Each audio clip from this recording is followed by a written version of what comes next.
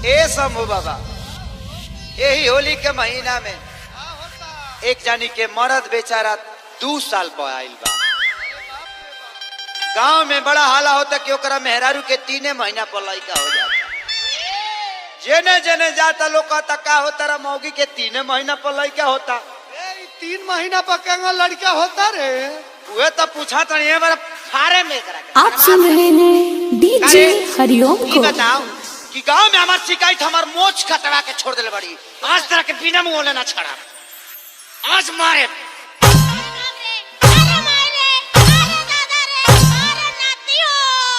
अरे कबे नाती और नाती कबे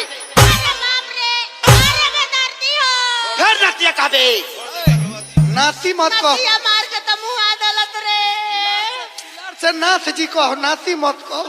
ये बताओ कि गांव में हमारे नाक कटवा दिले बड़ी। ए नाती कौन हम गलती कइले बनी हो? ते कान नहीं खी कइले लोग कहता कि 3 महीना पर तेरा मेहरारू का लड़का होता। नाती मार के तो गतर तूर देला तब कहता है जो 3 महीना पर लड़का होता नाती। हैं तो कर बे बताओ कैसे होता ही। ए नाती तू जानता रे तू घर नहीं करत बाहर रहता तो तू का जानता रो? हम क्या जानते नहीं तो ते जानते ही लड़का कहाँ से आई के कर हाँ बोल। ए नाती तू फोन ना करत रहा का? फोन से लड़का होला? फोन से लड़का ना 3 से लड़का हो जाता है फोन से नहीं का हो। तेरे 3 महीना पर कैसे होई? ए नाती तू नहीं कहता तार मौसा आइल वाले फोनवा में का? ते हमारे के जिए ना देबे। ए नाती मुंह कर के लगा जा ना मन बे। बाप रे दादा रे फाड़ दे तोरा के फाड़ दे। नाती तू मारा तू देखत ए भौजी मारा धरो कौने पर सिम डलवावले बारे का रे? बताओ देखो माफ कर दिया गलती हो गई। हमारा का पता बजे फोने से लड़का होला हमार मेहरारू। मार के कोक हमर तू डाला तब का तोरा के गलती हो गई। जाय दे पियला खैला में भइल भाई से। नदी दारू पियत रह पियत वाला उ अब तू कहियो तो उठाना को ले लो। जाय दो आज बजाय दो लोर पोछला हमर धनिया। औरतिया का कहतिया ए बबुआ ई कैसे लड़का भइल कैसे बताओ तो परी तोरा। ए नदी तो तू का जानता रो तू पूछो बतावे नु तारे घरे आवे के बाद कहियो जे तू जानबो। तो बताओ कैसे भाई बताओ। ए नाती 3 महीना तार बियाह भइले भइल। हाँ अब 3 महीना हमार बियाह भइले भइल। हाँ जोड़ा ना ए नाती का महीना भइल 3 6 ए नाती अब 3 महीना का लइको ना भइल। नाती 9 महीना ना भइल मार के हमार गतर तूर देला। हे भगवान जाहे तो हमार धनिया माफ कर दिया हमरा पते ना रहला। आज मारो नाती बिना भाई के बोलवा के बेदर्दिया के संग ताल चौड़ फोड़वा देता नी। फोरवाई बे और कुठा फाड़ दे। बाप रे अरे जो अपना भाई के जो भाई के यहाँ ई सब शंभू बाबू करावता चलो नाती तार बे बिहान एकरा भाई के बोला के एकरा माइक से भेंट करवा दे। हाँ तबे ही मानी। आहा ए बबुआ औरतिया का कहतिया हो डीजे हरिओम बसंतपुर। अरे की बुझी बात मिला गंभीर बाए सैया जी। औरतिया बड़ा वियोग में बिया की बुझी बात सैया जी। अरे ममिला गंभीर बा की बुझी बात तो सैया जी ममिला गंभीर बा। बुझी बात तो सैया जी ममिला गंभीर बा। काली जनी रंग हमर रोमिंग में शरीर बा। काली जनी रंग हमर रोमिंग में शरीर बा।